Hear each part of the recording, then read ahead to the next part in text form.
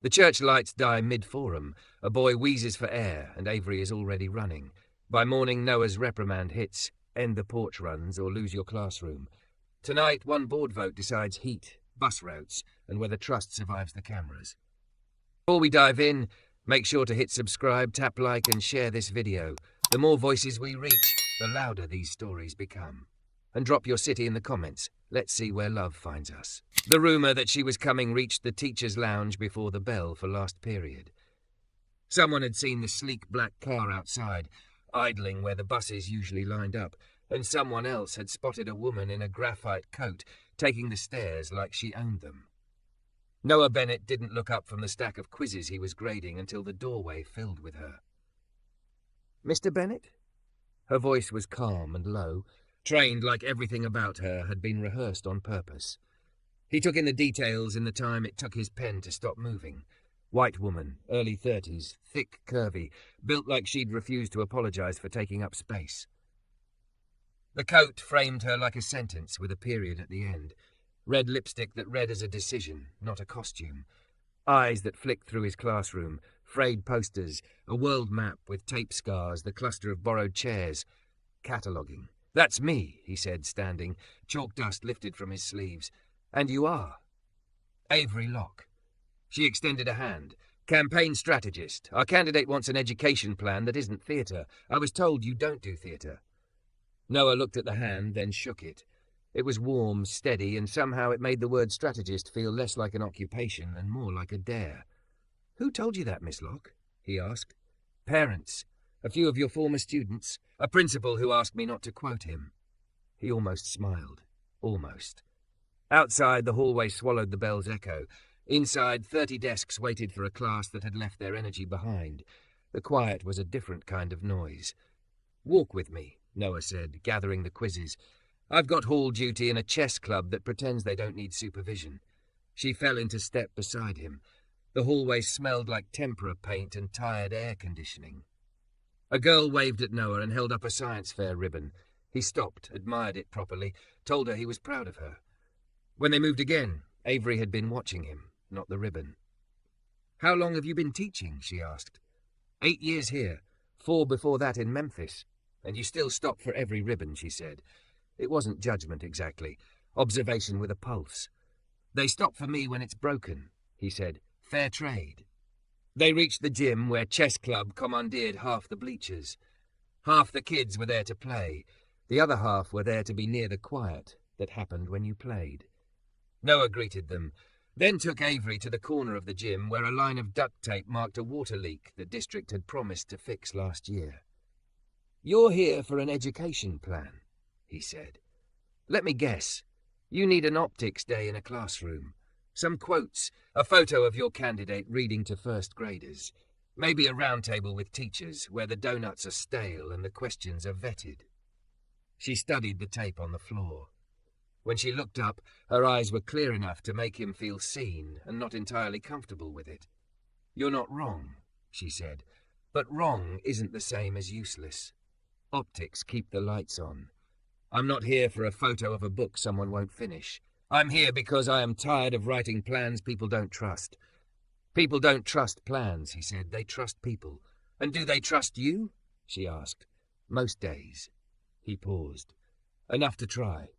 A boy with a backpack bigger than his torso tugged Noah's sleeve and whispered a question about castling. Noah showed him both moves, made the kid try it himself, nodded when he got it right. When he turned back to Avery, she was closer than before. Not crowding, just present. "Why this school?" she asked. "Because the zip code decided too many things before these kids ever walked in," he said. "Because somebody told them what they're worth and then keeps proving it with budgets. Because if they learn how to trust themselves here, they will not hand that away later."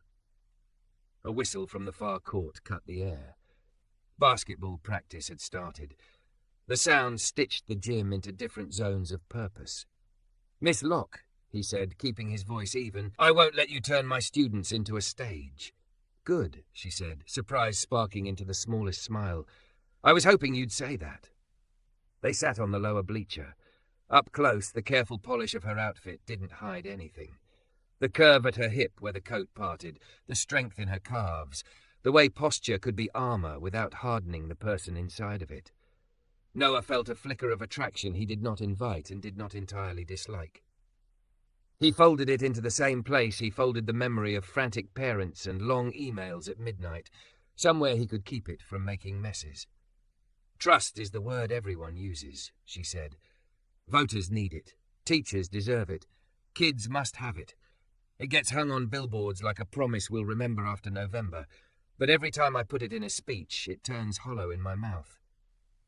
Because it's a word you're selling instead of a thing you're doing, he said. She didn't flinch. Then teach me the thing. He laughed, not unkindly. You're asking for something messier than a plan. Plans are easy, she said. I can assemble a coalition in 3 calls and 5 favours. I can move donors from committed to thrilled by lunchtime. I can shape a narrative that plays on the 10 o'clock news and leaves the opposition tweeting into their pillows. She took a breath. But I can't fake what I don't understand. And I won't ask a city to follow someone through a schoolhouse door if I don't know what the door means. There was a moment where the gym fell away and Noah felt the gravity of what she'd just admitted. It wasn't theatre. It wasn't a line written in a war room. It sounded like the beginning of Risk. Okay, he said slowly. You want to understand trust? It's not a list of bullet points. I don't need bullet points, Avery said, and then the corner of her mouth curved. Fine, I always need bullet points, but I'll take the field trip first. What I tell you could make your job harder, he said. You might lose donors. You might have to say, we can't fix that this year, and that is the truth. You might have to tell your candidate no when yes would be easier. Avery's gaze didn't waver. Try me. Noah looked at the duct tape on the floor, the chess pieces in small hands, the kid whose shoes were too thin for the season, the way the assistant coach was teaching footwork like choreography.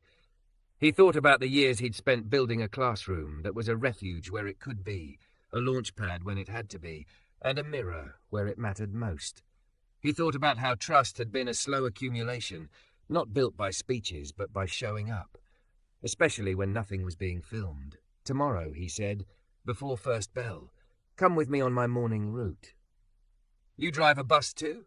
She teased. I drive a beat-up Corolla that makes a new sound every week, he said.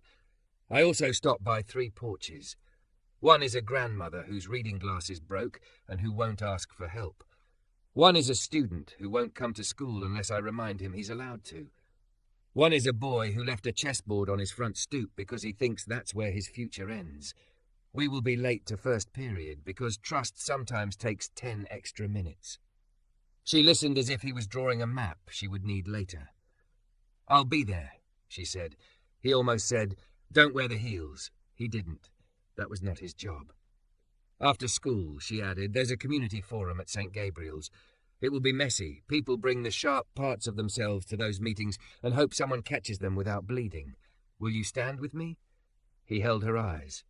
I'll stand with my neighbours, he said. And if you stand with them too, then yes, I'll stand beside you. Something shifted in her face at beside you. Not ownership, not even alliance yet. The math of distance rewritten. A phone vibrated inside her coat. She didn't answer it. The red of her lipstick had softened at the edges where she'd bitten it once without thinking. Mr. Bennett, she said, and he realised she was moving from pitch to pledge. Teach me trust. I'll learn forever. The words landed without applause. In the corner, a rook took a pawn. On the far court, a whistle blew for travelling. The leak's duct tape curled at one end and stuck back down because it had learned how, the way people do when they have to. Noah nodded, feeling the slide of something inevitable. Then lesson 1, he said. Trust makes a promise it can keep. Don't ask anyone here to do what you won't. Avery stood, and for a second they were too close in a way that lit a line of heat under his skin. He stepped back. She didn't. Not out of disrespect, he realised, but because moving away had been her habit and staying was the new discipline she'd chosen. Tomorrow, before first bell, she said again, as if to fix the time in the air, and St. Gabriel's after. Bring shoes you can stand in, he said, and allowed himself the smallest smile.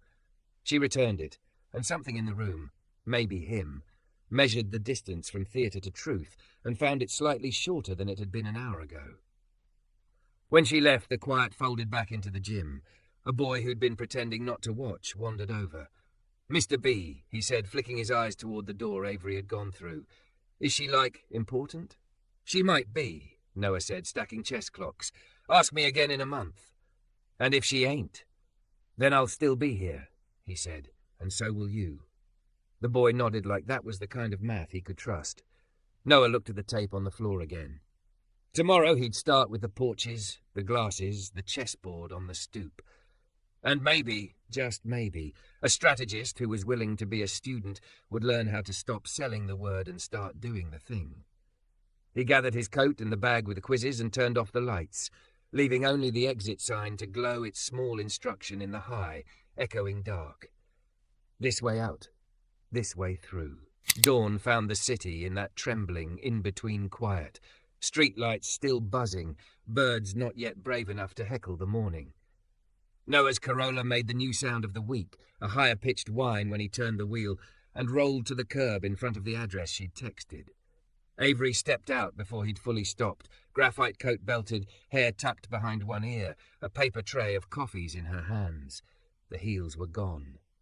Low, serious shoes had taken their place. "You said shoes I can stand in," she said, as if offering proof. He clocked the change and nodded. "Ground rules," he said. "No photos, no names in any memo unless you ask permission. If someone says not today, we respect it and leave." She powered off her phone and slipped it into her tote without breaking eye contact. "Teach me," she said simply. Porch 1 was a low bungalow with a tired awning and a doorbell that didn't work. The smell of laundry powder hung in the air. Noah knocked twice and waited, then knocked again with a rhythm he must have used before. 3 quick, 1 slow. The door opened to a woman with grey hair in a scarf and eyes that had learned to measure people fast. She squinted at them, then softened when she recognized Noah. "Mr. B," she said, voice sanded down by sleep. "You early?" "Good morning, Miss Wheeler," he said. "I brought your glasses." He handed her a small drugstore bag and stepped back so Avery was fully visible in the light. Miss Wheeler's gaze moved over Avery's coat, her red mouth, the deliberate way she stood like someone determined not to take up more space than invited. "This your friend?" Miss Wheeler asked. "Colleague," Noah said. "She's here to learn. She won't write down anything you don't want written." The older woman's fingers trembled as she opened the case. The readers were cheap, $10 if that, but when she fitted them on and blinked down at the medicine bottles lined up on a side table, a pressure drained from her face as if a valve had been turned. "Lord," she said, almost laughing. "I've been guessing till I scared myself." Avery stepped forward slowly. "May I?" she asked, gesturing toward the table. Miss Wheeler nodded, and Avery picked up 1 bottle, read the label out loud, then matched it to the day of the week tray. Noah watched her shoulders change, how the posture armor shortened into usefulness, how she bent not theatrically, but to see. "You got a right to see what you're putting in your body," Noah said. "Insurance is working on new glasses. Until then, these." Miss Wheeler slid the readers down her nose and looked at Avery over the rims. "You in politics, baby?" "Yes, ma'am," Avery said. Honesty landing like a risk. "For now, I'm trying to be in people." Miss Wheeler's laugh was rusty and kind. "Then don't use me to sell me," she said. "You come back even when you don't need a picture." "I will," Avery said, and Noah believed her, not because of the words, but because she didn't look at him to see if she'd said the right thing. Porch 2 took longer. The building had a front door with a stubborn lock and a hallway where yesterday's dinner and mop water took turns in the air. A sleepy teenager's face peered around a cracked door. The boy's hair tilted sideways, his T-shirt inside out. "Jameer," Noah said, keeping his voice low. "First period is science. We're building circuits. You promised." Jameer's eyes slid to Avery, then to the floor. "I ain't got clean socks." "I got a drawer at school," Noah said. "We'll fix it. Grab your folder." The silence that followed wasn't refusal. It was fatigue. Then Jameer's door widened and an older brother appeared, tattoos crawling into a plain white T-shirt, guilt and gratitude arguing in his face. "I'll bring him," the brother said. "I just got off. Fell out." "We got him," Noah said gently. "Go sleep." Jameer came out with his hoodie half on. Avery stepped aside to give him the cleanest path. As they walked back to the car, she asked, "Is that every morning?" "Some mornings," Noah said. "Trust doesn't keep office hours." She looked like she wanted to write that line down, and also like she knew better. I keep thinking about metrics, she admitted. Donors want a number that justifies the check. X kids reached, Y outcomes improved. But this, she gestured toward the building, toward the thin walls between night shift and day shift. This is a minute bought that nobody will ever see. Not nobody, he said. Jameer will.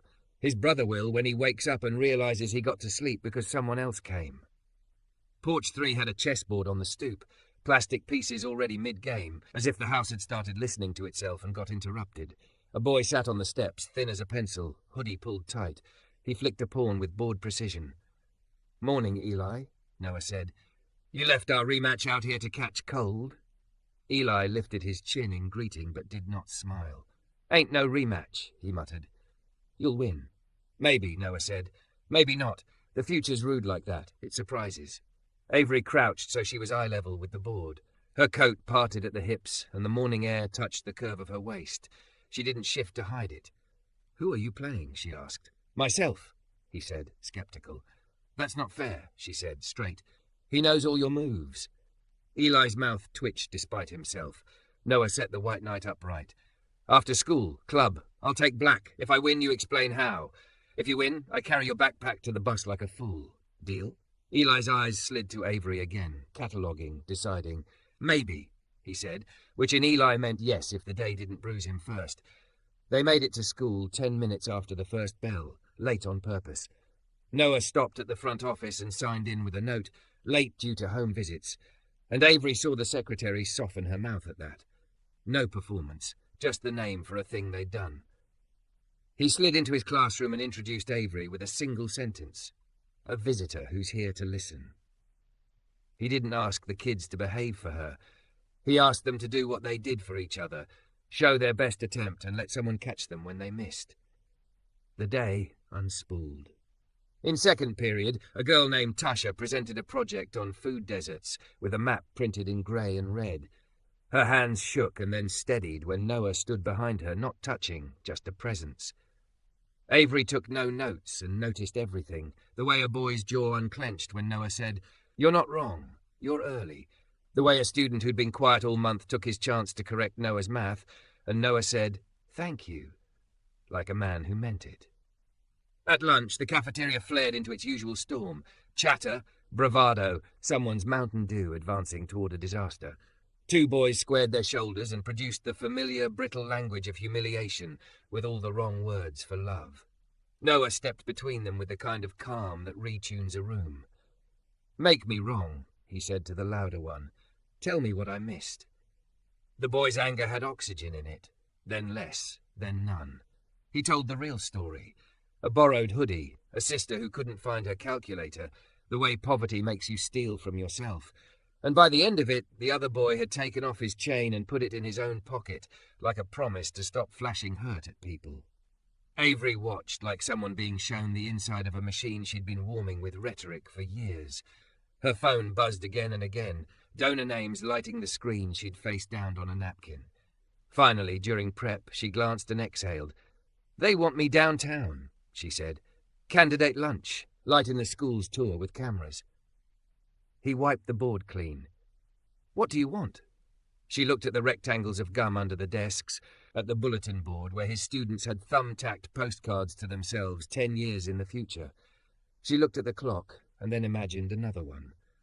"I want to keep standing in this," she said. "It's not light, it's weight, but it's real." "Then text them. You'll be at St. Gabriel's," he said. "Your candidate can see light some other day." She typed, then stopped with her thumbs hovering. "This might cost me," she said. No drama in it, just the ledger. "Trust costs," he said. "So does theatre. You just pay later." She hit send. After school, Jameer found them with a grin hiding in his cheeks. "Circuits were fire," he said. "I made the bulb pop." "You made it glow," Noah corrected. "Popping is for balloons." Eli did show at chess. He beat Noah in 12 moves and wore triumph like a shirt that finally fit. Noah hauled Eli's backpack as promised, while a half-dozen kids laughed and trailed them to the bus loop. Avery laughed too, the kind that shakes free a person's edges and sets them down more true. By the time the sun tipped toward its early evening dramatics, St. Gabriel's Hall was already full. The church basement had the smell of coffee that had met too many percolators and the sound of folding chairs complaining. A hand-lettered sign read, "Community Forum, Schools, Safety, Sanity." Someone had crossed out sanity and written dignity in blue marker. Avery paused at the doorway. Her graphite coat looked almost too clean for the room, and somehow not at all. Noah felt the shift in her, how the space asked her to bring a different self than the one who ran war rooms. She adjusted. He saw her do it. Shoulders down, chin not lifted like a flag but level like a promise. People recognized her. That recognition was not applause. A woman in a denim jacket gave a nod so slight it could have been a flinch. A man with tired eyes and a city worker's hands folded his arms and did not unfold them. Near the folding table stacked with donut holes, a teenager in a marching band hoodie stared with naked suspicion that said, "We've been performed at before." Noah stood close enough that she could feel him there without mistaking it for a rescue. "We listen first," he murmured. "Then we answer what's ours to answer." "And if they cut?" she asked quietly. "Then we hold still," he said. "So they don't have to cut again." A volunteer handed them index cards for questions and a stack of agendas that were more like rituals. The room settled. A microphone crackled hatefully and then behaved. The first speaker, a grandmother in a Sunday hat, told a story about a bus route that forgot her street. The second, a boy no older than Eli, told them in careful words what it felt like to sit in a class where the heat worked for 2 hours and then gave up. Neither asked for promises. They asked for someone to stop pretending the problem was a misunderstanding. A man at the back raised his voice without permission. "We know who you are," he said to Avery, not unkind and not gentle. "We know what you'll do with words. Don't sell us trust tonight." All the old habits flared in Avery, the press-trained answer, the pivot, the pre-negotiated talking point. She let them flare and die. She stepped to the mic, hands open, voice low, red mouth softened at the edges where she had bitten it once out of thinking too hard. "I don't have a pitch," she said. "I have a seat and 2 ears, and a teacher who told me to learn before I speak." Noah felt the room tilt a degree toward possibility, the way a person leans when they think they might want to hear. Then the next voice rose, sharp, wounded, impatient, and the questions came like weather. Avery didn't look at Noah to borrow spine. She found her own and stood it up. He took his place beside her, not to answer for her, but to answer with her, and the night began to ask them both who they really were. Don't forget to subscribe for more intense cinematic love stories. Your click helps us make the next chapter. The first question at St. Gabriel's didn't wait for the agenda. A woman in a denim jacket stood before the mic with a folded bus schedule that had been refolded into anger. "My grandson waits 40 minutes for a bus that never comes," she said. "Then they mark him late and call us negligent. What are you going to do about routes, not slogans?" Avery stepped forward, hands open. "We can fix this 2 ways, now and later," she said. "Now, I'll ask the district dispatcher to publish real-time route updates by Monday and to move your stop back onto the loop so your block isn't invisible. I'll stand there with you if I have to. Later, we audit every route against shift patterns in this neighborhood and make sure our map matches your lives, not the other way around." The woman narrowed her eyes, testing for varnish. Avery didn't blink. "I'll give you my number," she added, already uncapping a pen. "If the bus doesn't show by Friday, you text me, and if I don't answer, you tell the room I lied tonight." She wrote her cell on the agenda in big, ugly digits and handed it to the woman. Murmurs went through the crowd. Some sounded like hope. Some sounded like "Don't you dare waste us." A man with a city badge and tired forearms went next. "Heat's broke on and off in my kids' building," he said. "They hand out blankets like it's charity. Kids can't learn when they can't feel their fingers." "Facilities told us it's a supply chain issue," offered a council aide in the corner. "Trust me, supply chains don't care about my daughter," the man said, and the room hummed with that grim laughter that means agreement. Avery looked to Noah. Permission, not rescue. He shook his head once. "Say what's true." She faced the man. "Tonight I can call the vendor and push," she said. "Tomorrow I'll ask why your school's ticket is in the pending pile. By next week, if the heat isn't fixed, I'll help the principal rent portable units with campaign discretionary funds, and we'll take the political hit if someone calls it a stunt. Long term, we'll stop pretending emergencies are unpredictable. We'll budget like winter is real. The man's arms stayed folded, but somewhere behind his ribs a knot loosened. Just a thread. Noah took the mic when the questions turned into stories that needed a teacher more than a strategist. He listened to a boy describe a suspension for defiance when he wouldn't remove a hoodie because his hair was a mess and a girl he liked was in the room. Noah didn't say policy. He said, shame hurts. It teaches the wrong lesson. He told the room about the restorative circle he ran in his class and how kids who mess up can tell each other, here's the harm, here's the repair. When he finished, a grandmother wiped at her eye like she'd found dust that wasn't there.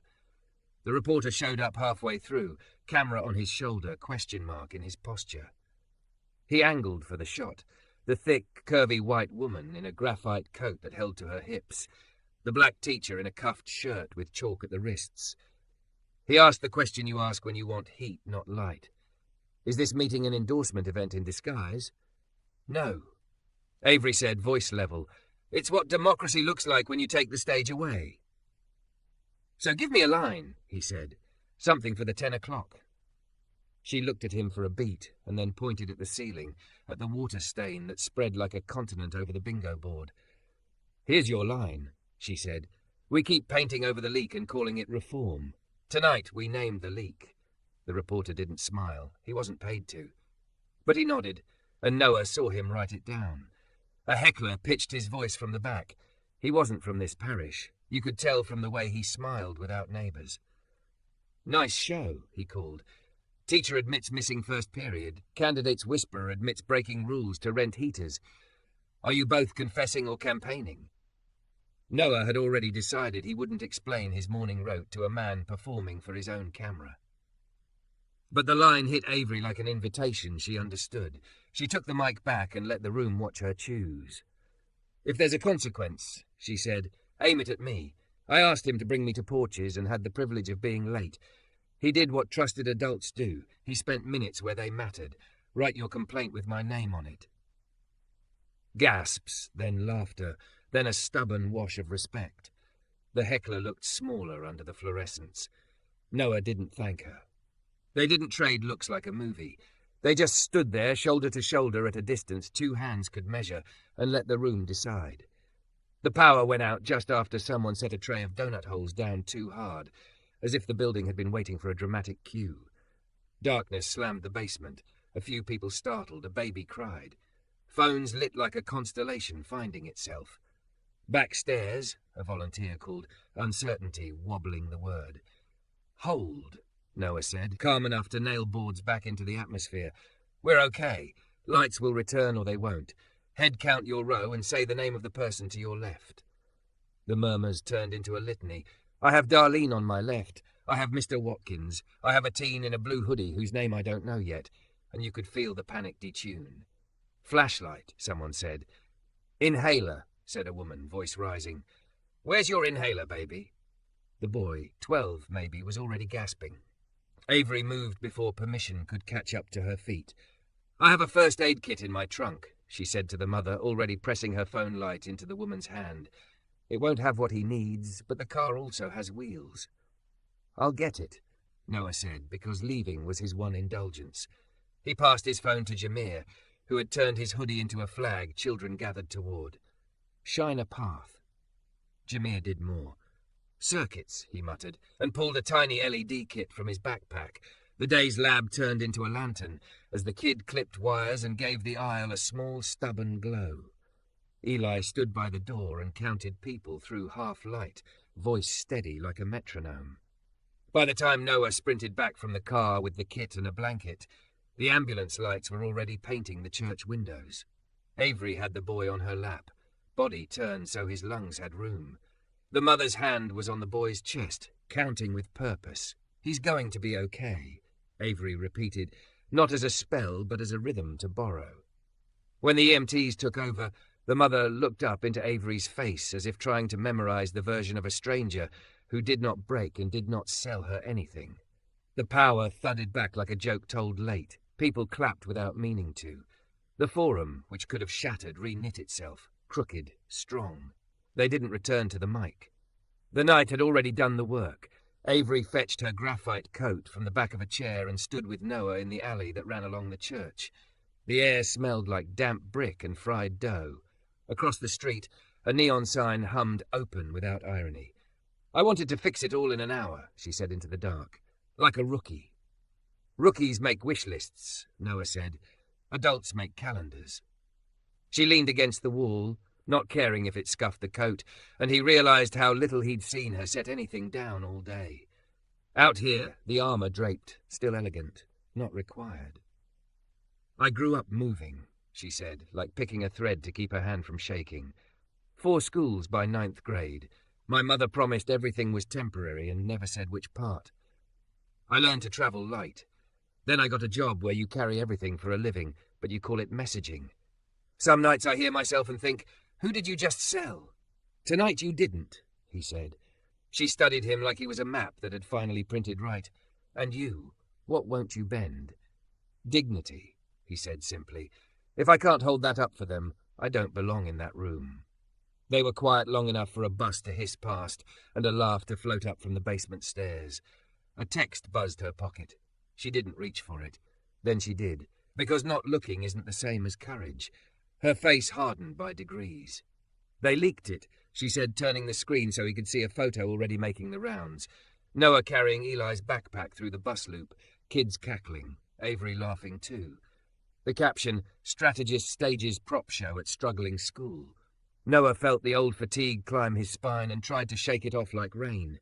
Let it trend, he said, too sharp. It will, she said. But so will what comes next. What comes next? I cancel the optics tour for a week, she said, thumb moving with a tactician's certainty. We run a porch run instead. No cameras unless neighbours invite them. We publish an audit of broken trust, heat tickets, routes, suspension data, teacher turnover, and we staple our plan to that, not to a slogan. We ask the district to stop calling restorative a pilot and start calling it the default. And we put money where mothers can see it without a press release. And when your donors call, he asked. I'll answer, she said. I'll say, this is the only way your investment isn't a tip left for a night you don't remember. If they hang up, they weren't ours. His phone buzzed now. The principal, we need to talk. District flagged your home visits. He showed her. She exhaled a word that sounded like a prayer with teeth. They'll try to make you the story, she said. They always do, he said. He could feel the curve of fear under the conversation, the part that wanted to hide because he loved his classroom more than any fight. He also felt the steadiness that had got him up at dawn for a decade. We answer with the kids.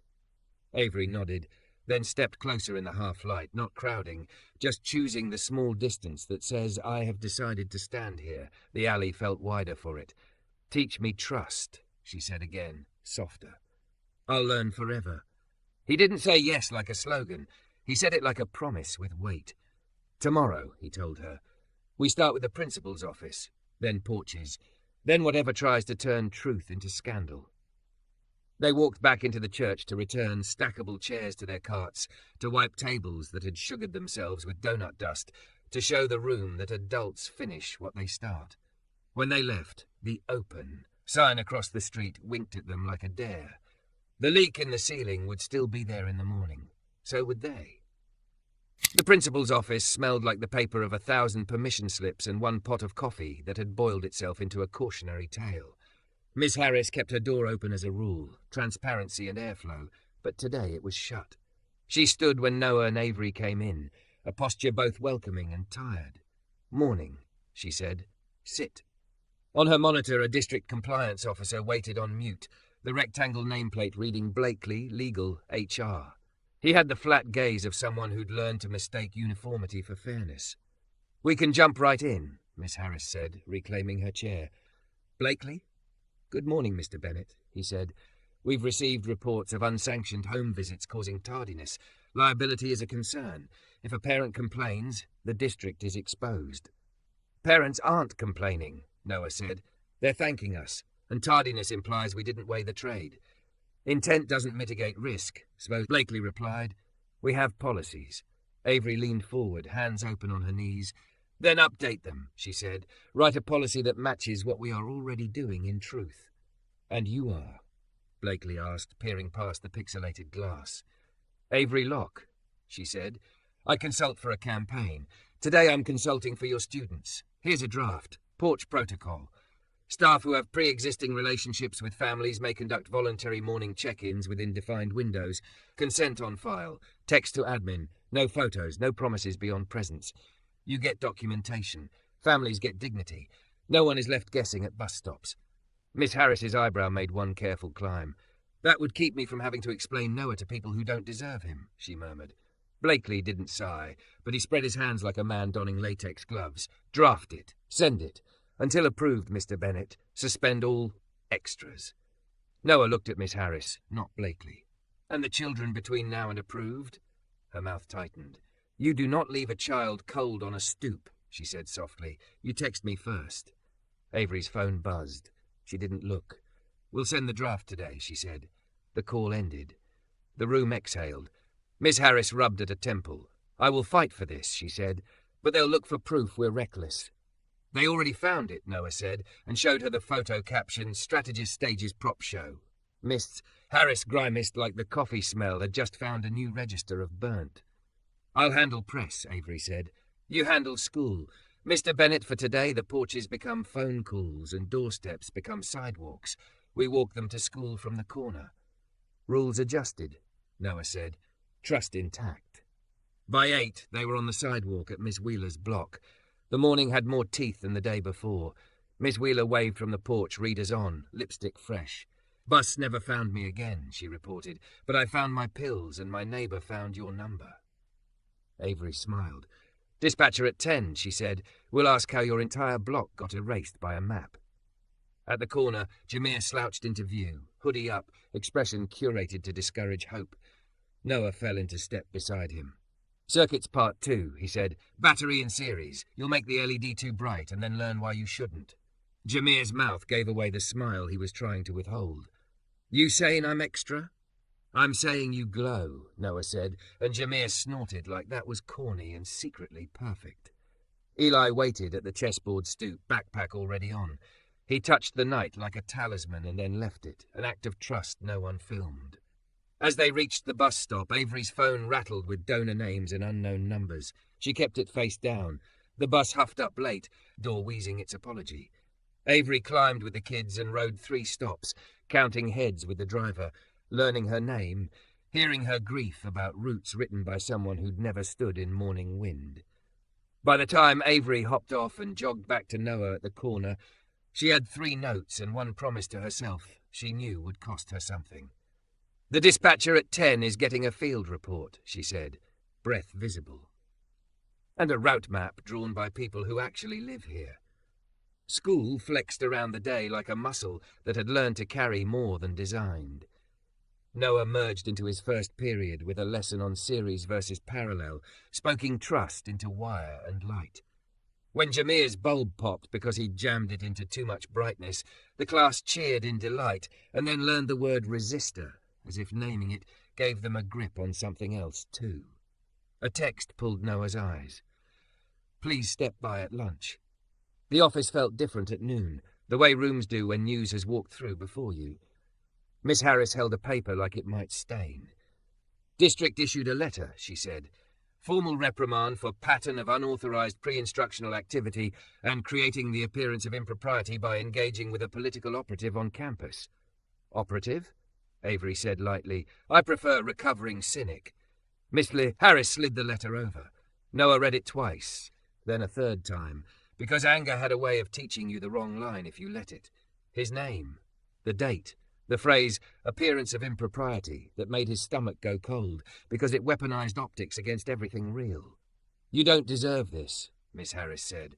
You also don't get to quit, not today. Avery's jaw had found a new set. We respond, she said, already spinning actions into shape. We publish the audit of broken trust today. Heat tickets, route changes, hours of teacher coverage, hours of meetings that could have been a fix. We put your name nowhere on it. We staple the plan to the receipts so no one can call it poetry. And me? Noah asked. He meant, do I stay? Miss Harris took his hand like a principal and a neighbour. You teach, she said. You document. And when the board meeting gavel falls on Thursday, you speak in your 3 minutes like a man building a floor. 6th period, a rumour ran ahead of him like gossip with sneakers. Mr. Bennett was in trouble. Mr. Bennett was leaving. Mr. Bennett was being made into a headline. He answered it the way he wanted the day to feel. He taught. At the end of class, he pulled a crate from under his desk and began setting out weathered books for anyone who wanted one. Tasha hovered until he touched the spine of an anthology and said, "This one holds 10 kinds of hunger," and she took it like medicine. In the staff room, a science teacher slid him a brownie and said nothing. A custodian clapped him on the shoulder and said, "My nephew in your class stopped skipping. I see him eating breakfast now. They can put that in a letter." A math teacher, new, asked if he should stop calling home on Fridays because the optics. Noah said, "You double it. Trust doesn't take weekends." After school, Avery's audit of broken trust went up as a shared document with footnotes longer than any speech, backed by invoices and maintenance tickets and bus logs and anonymous teacher hour tallies. She sent the link to journalists who didn't favour drama, to parents who always sat in the front row of school plays, to the dispatcher who'd told her earlier that the map could only be updated in April. The first donor called within minutes. "We give to win," the voice said, casual as a paper cut. "Not to antagonise the board." "Then you won't like us for a while," Avery said. "We're busy doing the losing that makes winning worth anything." The call ended. She smiled without pleasure and moved the name to a list titled "Don't Call Back." Another number lit up. Unknown, then known. The candidate. "I hear you cancelled the optics tour," came the smooth voice that could sell rain in a flood. "Why?" "Because we found a leak," Avery said. "We're naming it." A long silence. "You're asking me to stand in a church basement when I could be on a morning show," the candidate said. "I'm asking you to learn the route by riding it," Avery replied. "There's a boy with a chessboard who thinks he's losing alone, and a kid who learned the word resistor today as if it could save his house. The cameras can wait."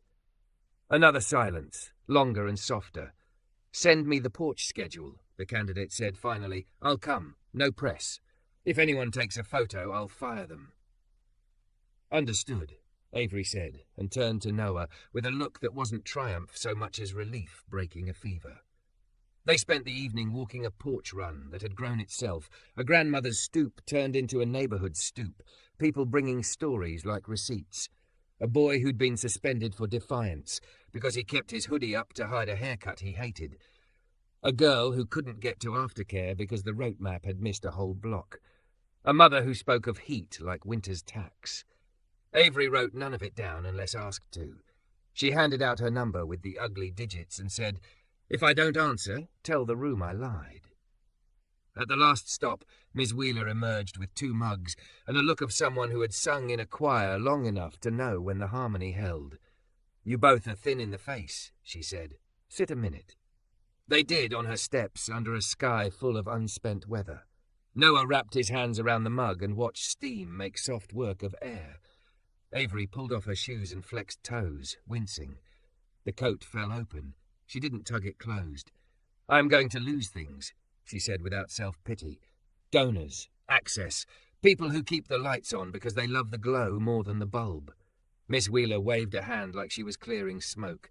"You will gain 100 names you can say without looking down," she said. "That's light, too." Noah's phone buzzed.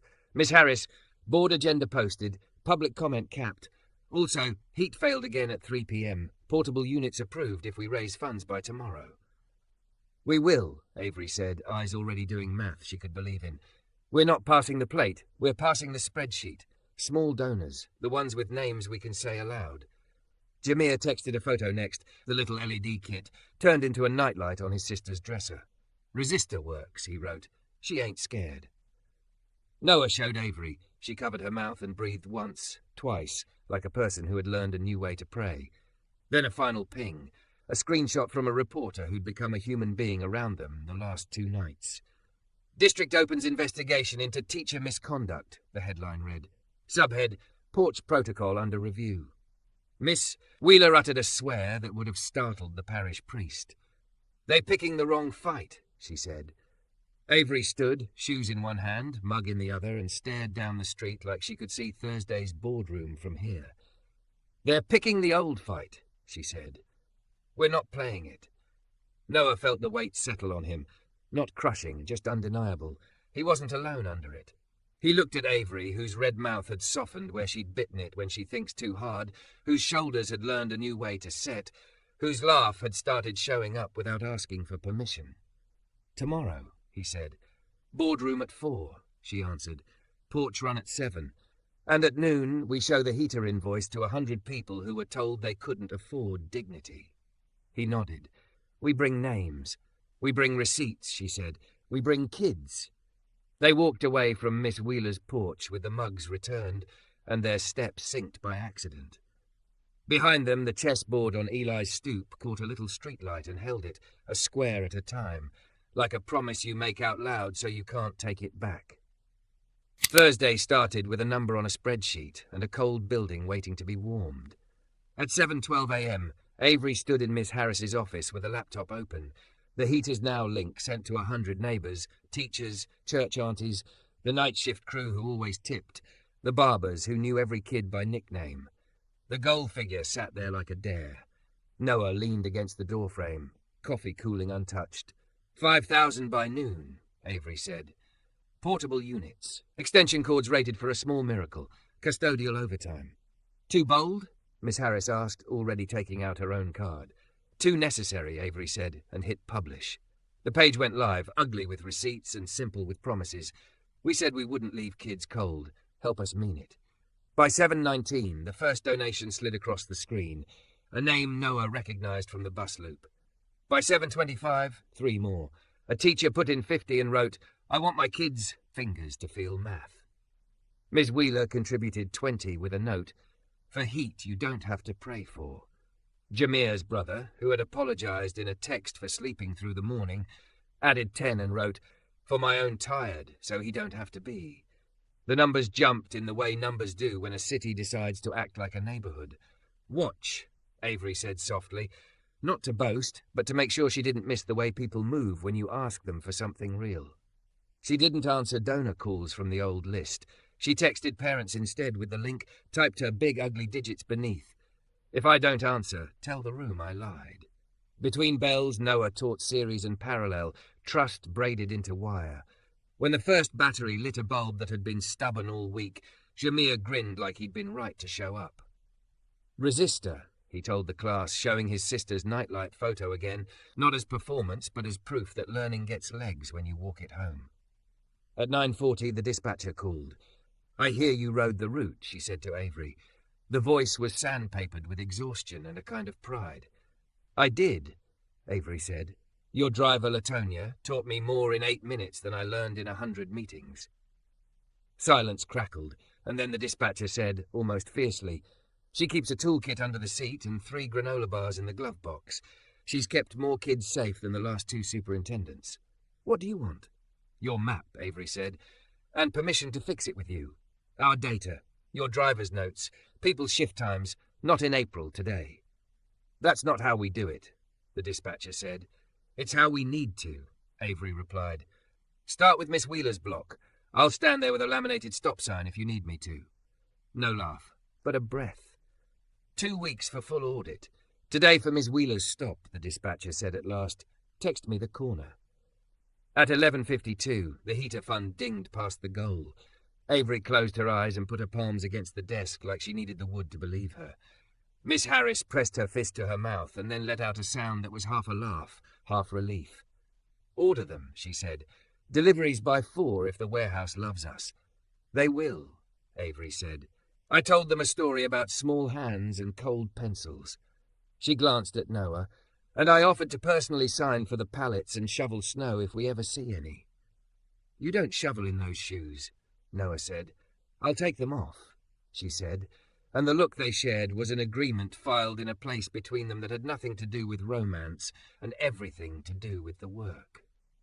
The boardroom at 4 was already full when they arrived, teachers in jackets rubbing at their arms because the hallway heat cut off like a joke, parents with folders thick with years, teenagers who had skipped practice to be counted.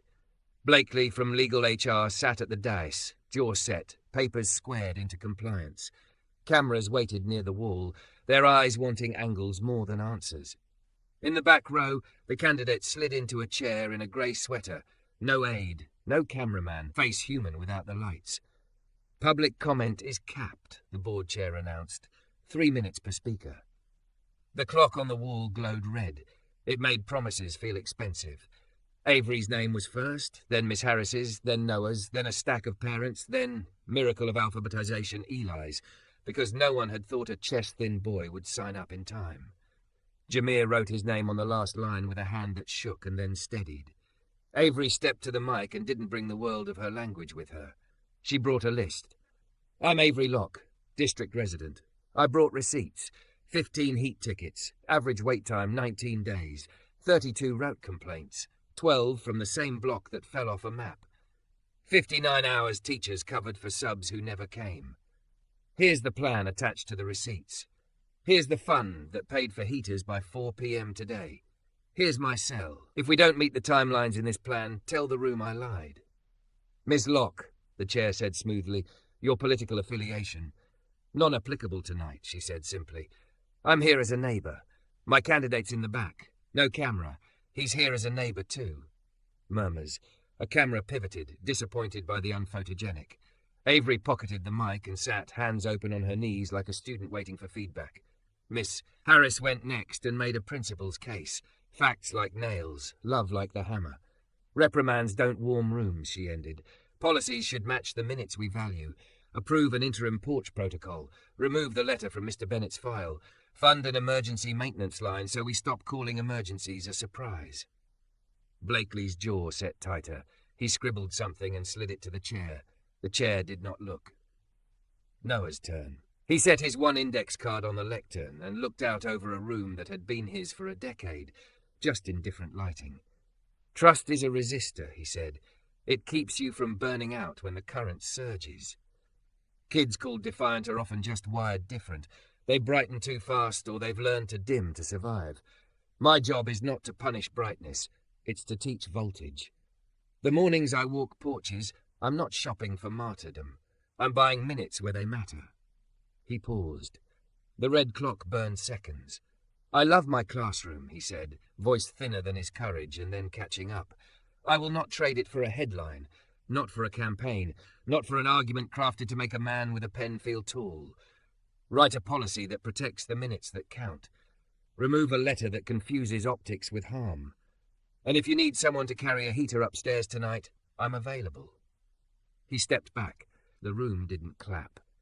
It breathed, the way rooms do when they remember they're alive. Eli went next, chin higher than usual, hands locked at his sides so they wouldn't tremble. You don't know me, he said to the dais. I play chess. I think 3 moves ahead. Sometimes I think 10. I left my board on the stoop because I thought that's where my future sits. Mr. Bennett told me that's not fair, that playing yourself is cheating. He carried my backpack for losing. That was the rule. I'm here to ask you to carry yours for a change.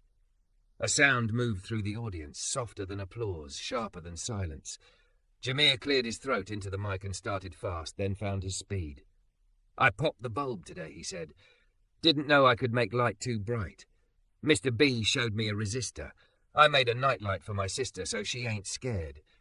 If you got a resistor, use it on the people who like to be seen while doing nothing, and less on teachers who do something while not being seen.